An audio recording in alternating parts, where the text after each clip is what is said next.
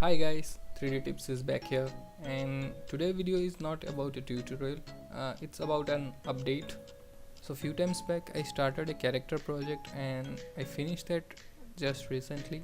So this is her and this looks awesome to me, and I thought that I should share with you also. So here it is.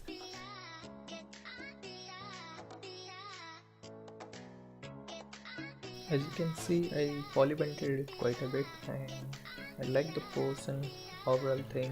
And also I named her Liz, and my thinking was that she is a survivor from apocalypse, like zombie apocalypse or something like that. So I added that lesson, and also suits to his look because she is wearing a baseball jacket, so why didn't she have a baseball bat? So all these small things added something to her personality. So like the overall it came out. If you want to check high-res image of this project, then you can go to my artstation.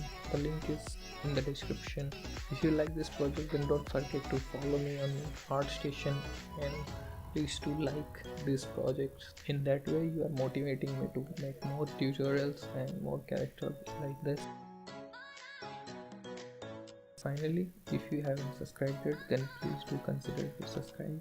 And yeah, go and check out that artwork. See you next time. Bye bye.